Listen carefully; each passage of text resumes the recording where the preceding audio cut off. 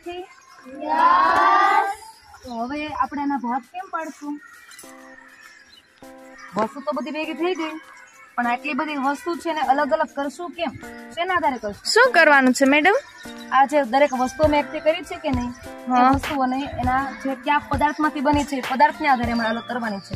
ઉદાહરણ તરીકે પ્લાસ્ટિકની વસ્તુ હોય તો આમાંથી જે પ્લાસ્ટિકની બનેલી વસ્તુ છે ને અલગ કરશું, ધાતુની છે ને અલગ કરશું, એવી રીતે અલગીકરણ કરવાના છીએ.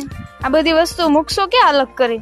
આ બાજુ મેં વ્યવસ્થિત વસ્તુ ગોઠવી રાખી છે કે આ પ્લાસ્ટિકની વસ્તુ હોય તો પ્લાસ્ટિકની ચેરમાં, કાચની વસ્તુ હોય તો જ્યાં કાચ લખ્યું છે એવી ચેરમાં, કાગળ હોય તો ત્યાં, લાકડાની હોય તો ત્યાં, એવી રીતે અમે અલગ અલગ વસ્તુને અલગ અલગ રીતે અલગીકરણ કરવાના છીએ. તો ચાલુ કરો. તો કેવી રીતે અલગીકરણ કરશો?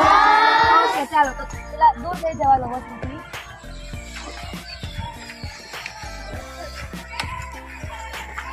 આ બાજુ તમને સામે થોડી ઘણી ચેર મૂકેલી છે, બરાબર ને?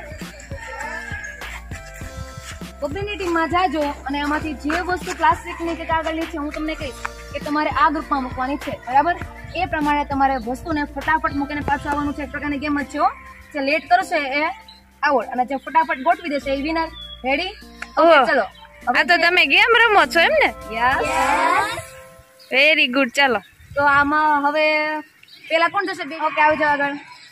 હવે આ જે બોક્સ બધા વસ્તુ છે એમાંથી જે પ્લાસ્ટિકની વસ્તુ છે એને પ્લાસ્ટિકની ચેરમાં મૂકવાની છે. સ્ટાર્ટ.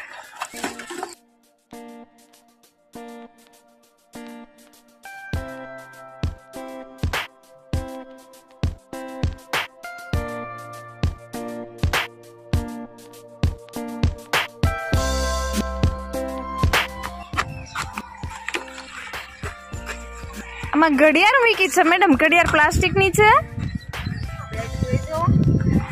ચેક કરી લઈએ. હવે છોકરીઓ જે વસ્તુ ભેગી કરી છે પ્લાસ્ટિકની છે. ઓકે, આ રબર એટલે એક પ્રકારનું પ્લાસ્ટિક છે. રેડી. હા. લંચ બોક્સ પ્લાસ્ટિક છે, કિચન પ્લાસ્ટિક છે, રાઇટિંગ પેડ, ડીશ. હા, મોટા ભાગની વસ્તુ પ્લાસ્ટિક છે એટલે આ ગ્રુપ છે. સાચી વસ્તુ સાચા ગ્રુપમાં મૂકેલી છે. ઓકે ચલો, હવે કોણ જશે રમવા? ચાલો, કોને જવું છે? ઓકે યસ, તમે બે આવો. હવે આ જે ઢગલો છે વસ્તુઓનું, પછી તમારે કાપડની વસ્તુને કાપડના ગ્રુપમાં મૂકવાની છે. સ્ટાર્ટ.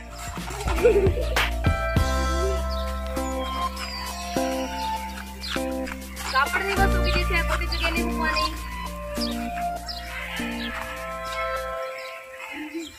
ચેક કરો છે કે કાપડની વસ્તુ. Okay, very good. અને બધી વસ્તુ કાપડની જે હતી અને કાપડના ગ્રુપમાં મૂકી દીધી છે. ચલો, હવે કોણ બીજા બે આવશે? આવી જાઓ.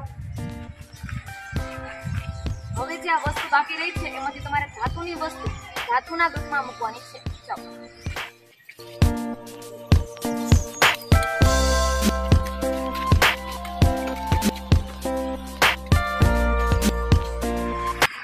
બેટા, તારું નામ શું છે? મારું નામ વિશ્વા છે. તમને કેમ ખબર પડી કે આ વસ્તુ ધાતુની જ છે? ધાતુની વસ્તુમાં લોખંડ, સ્ટીલ, તાંબુ વગેરે વસ્તુ હોય છે. Okay, very good. તો તમે તમારી રીતે તમારી ગેમ કન્ટિન્યુ રાખો. આપણે ફરી મળીશું. બાય.